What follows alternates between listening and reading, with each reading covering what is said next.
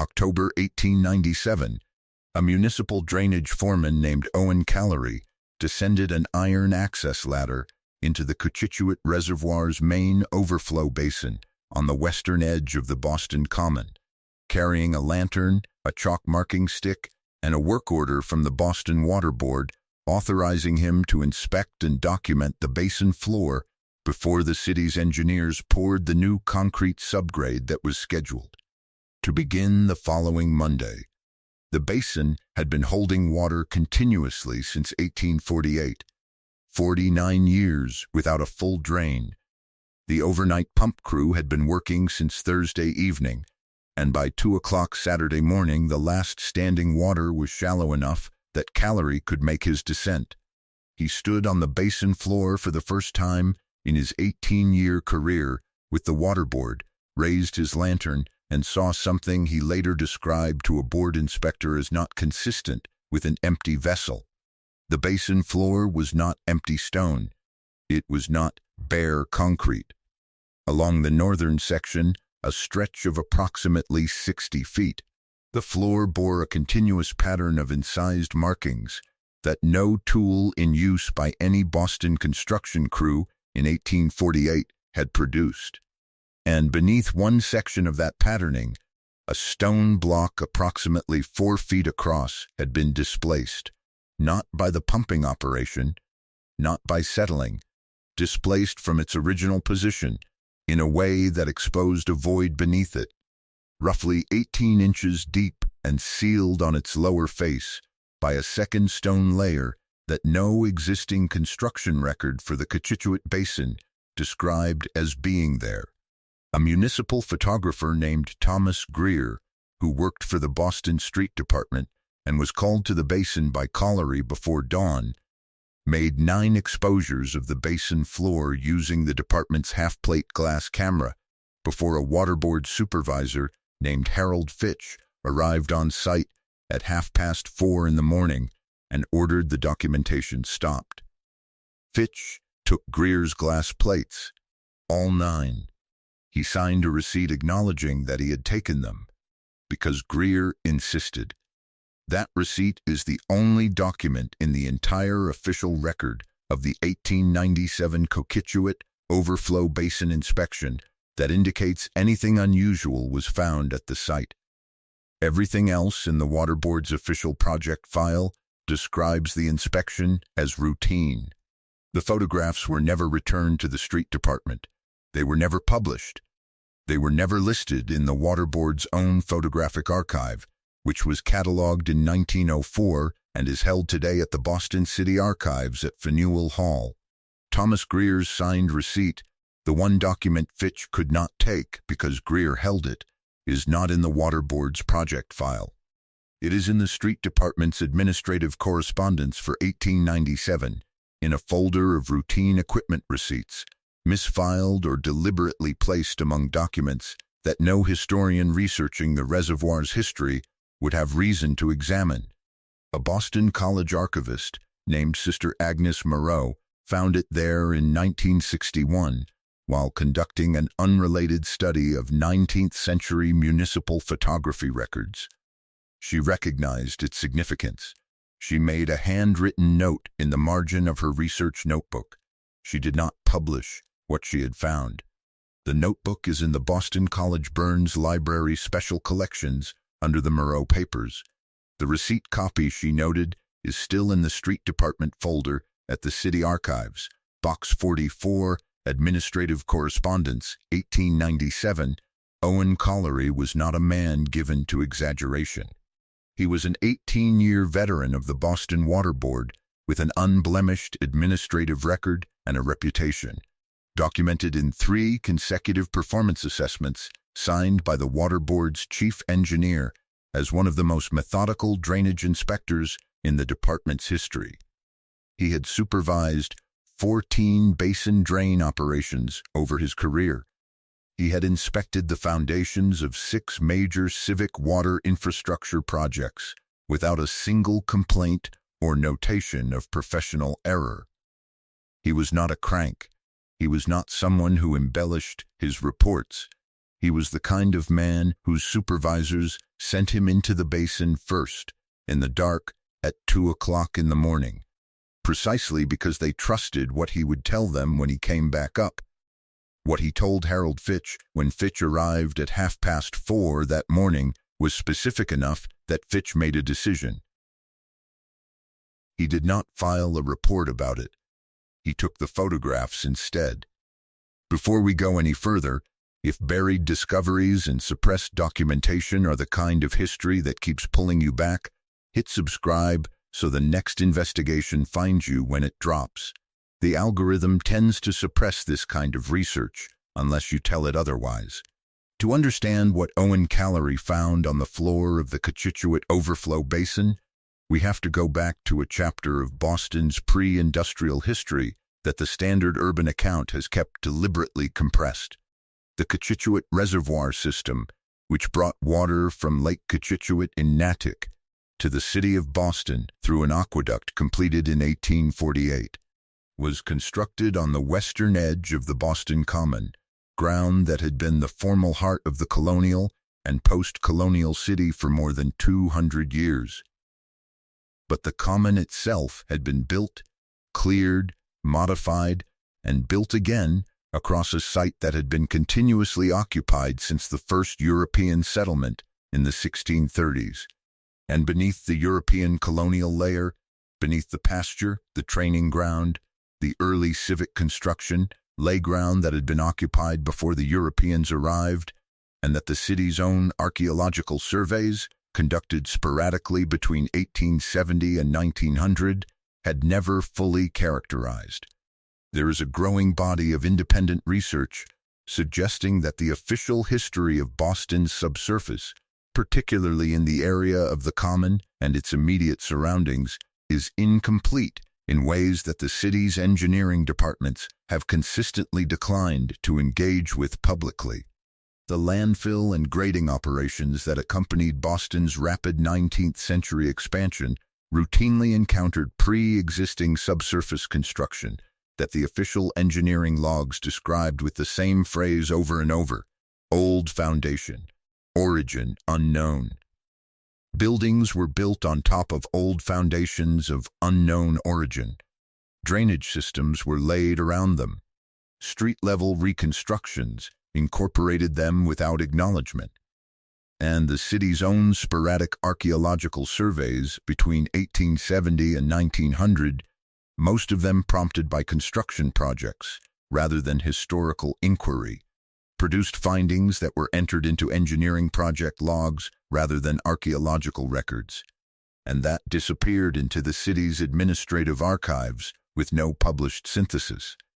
What researchers in this space refer to as the Old World Framework, the theory that pre-colonial North America contained infrastructure of a kind and sophistication that mainstream archaeology refuses to engage seriously, finds specific and recurring documentary support in Boston's own engineering logs, precisely because those logs were written by practical men describing what they encountered, not by historians deciding what to include.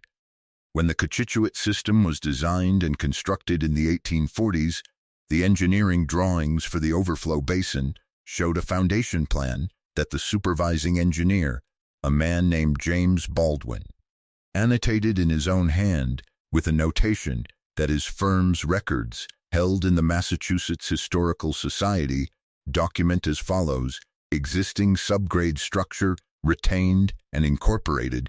See supplemental drawing. The supplemental drawing is not in the Massachusetts Historical Society's Baldwin papers. It is listed in the finding aid. The document is not in the folder. The finding aid entry has been there since the collection was catalogued in 1934. The document has been absent since at least 1961, when Sister Agnes Moreau examined the same collection and noted in her research records that the folder referenced a supplemental drawing that was not present. Her notation about the absence is in the Moreau papers at the Burns Library. It is the second oldest independent documentation of the missing supplemental drawing.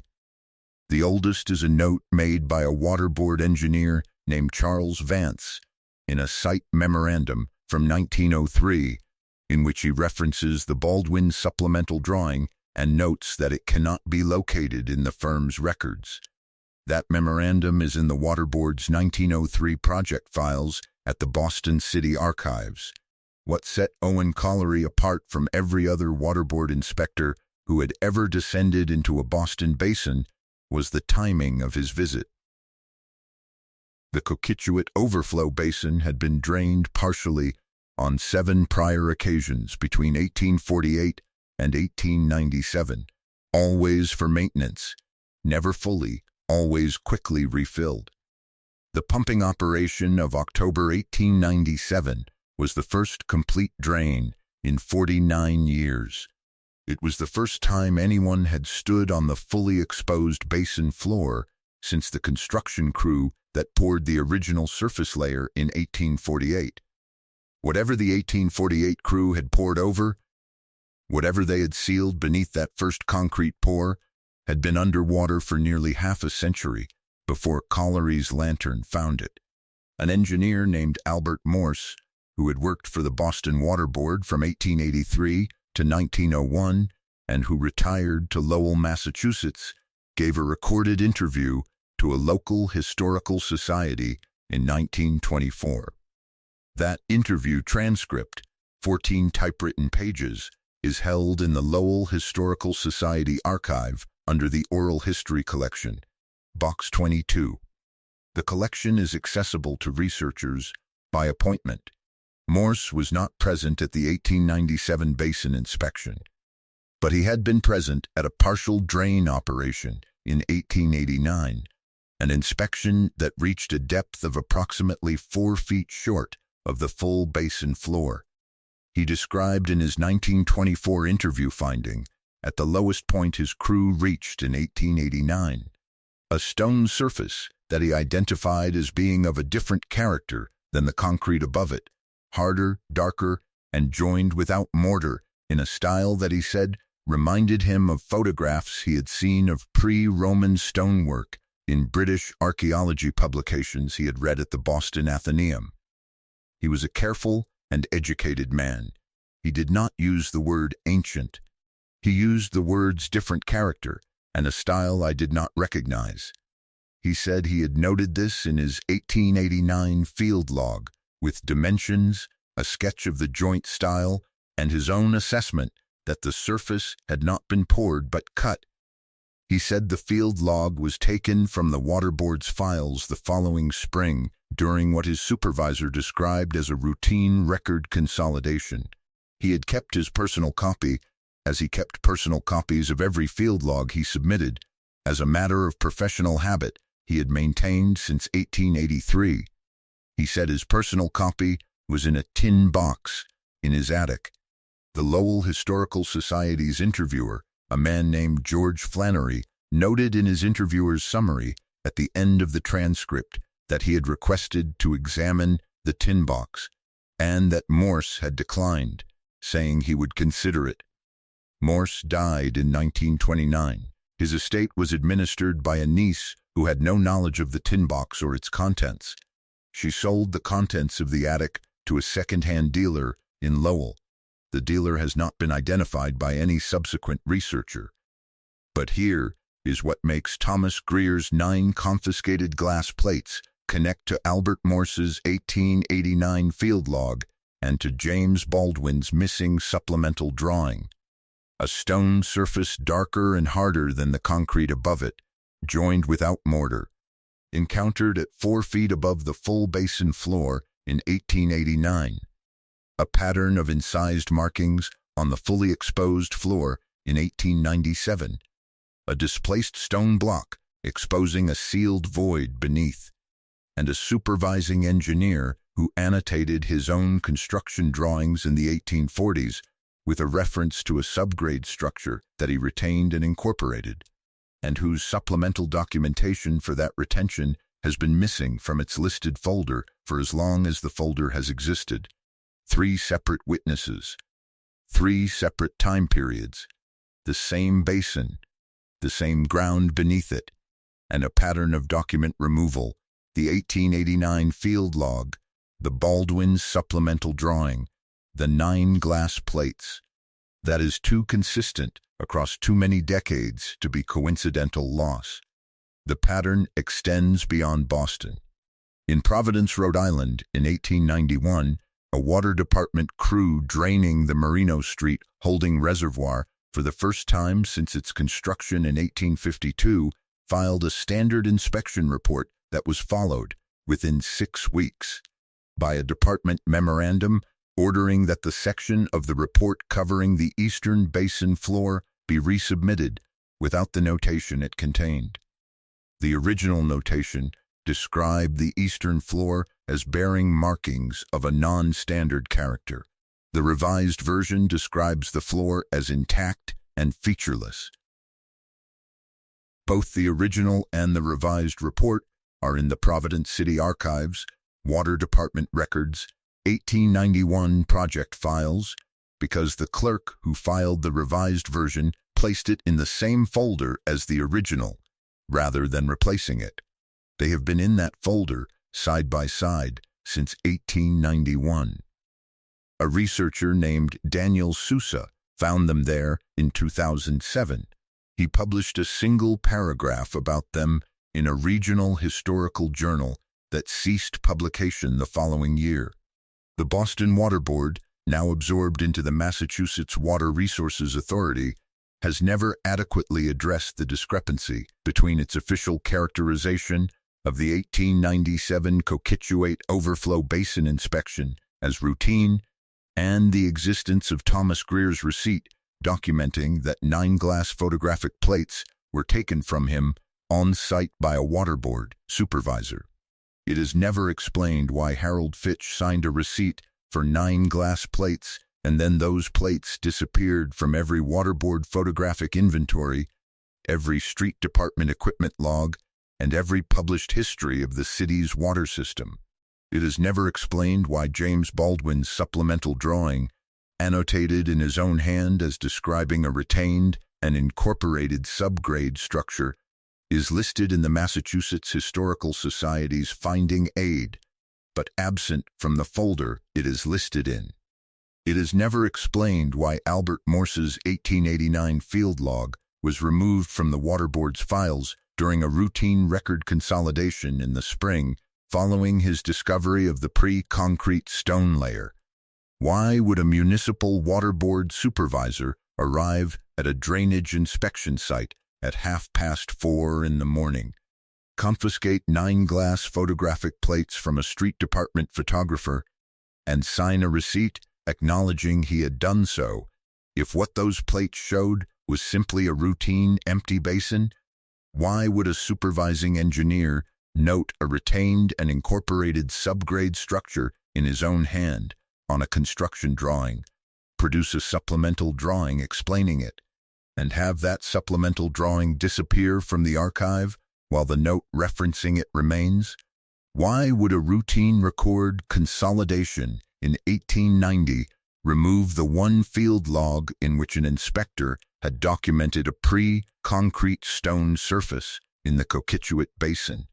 And why would that consolidation be described to the inspector whose log was removed as routine? And if 9 glass plate photographs of an empty basin floor showed nothing of significance, why did Harold Fitch not simply leave them with Thomas Greer? These questions do not go away because the Massachusetts Water Resources Authority declines to answer them. That is not how evidence works, and a supervisor who arrives at 4:30 in the morning to take photographs from a street department employee does not do so because the photographs show nothing. The location of the old Coquitchuate Overflow Basin on the western edge of the Boston Common is today occupied by the underground parking structure built in the 1960s as part of the Common's redevelopment. The original basin site is beneath concrete that has been poured, lifted, and repoured 3 times since 1897. If you stand on the grass of the Boston Common's western edge today and look down, there is no visible evidence of what was there. The Water Board's project file for the 1897 inspection is at the Boston City Archives at Faneuil Hall, accessible to researchers. It describes the inspection as routine. It contains no photographs. It contains no reference to Thomas Greer. It contains no reference to Harold Fitch arriving on site before dawn. What it does not contain is the receipt. The receipt is in Box 44 of the Street Department's administrative correspondence, where Sister Agnes Moreau found it in 1961, where it remained when she left, and where, as of the last verification by this investigation, it remains today. Harold Fitch's name. The date, 9 glass plates. His signature, in a folder of routine equipment receipts that no historian researching the Coquitchuit Reservoir has ever cited. The official record tells us that the draining of the Coquitchuit Overflow Basin in October 1897 was a standard infrastructure inspection that produced no findings of note. What the evidence tells us, Collery's testimony, Greer's receipt, Morse's 1924 interview, Baldwin's missing supplemental drawing, and a field log removed from the city's files the spring after it documented a pre-concrete stone surface, is that what the night crew found when that basin was drained had been found before, had been documented before, and had been removed from the record before, with the same institutional quiet that characterizes every suppression that does not announce itself. These records survive because a Boston College archivist was thorough enough to note a water board supervisor's signature in a folder of equipment receipts and write it down before moving on. Subscribe and share this with someone who still believes Boston's official infrastructure history is complete. History does not disappear when the photographs are taken. It disappears when no one notices the receipt. Next week, I am following the thread from the Coquitchuit Basin to a separate Boston Water Board inspection report filed in 1902, 5 years after the basin drain, by an engineer named Francis Daly, who was conducting a routine survey of the city's water main conduits beneath Tremont Street. Daly's report contains a 3-paragraph section that was physically excised from the copy held in the Water Board's administrative file. Cut out. With scissors, the cut edges are still there. The excised paragraphs are in Daly's personal copy, which his grandson donated to the New England Historic Genealogical Society in 1978. You will not want to miss it.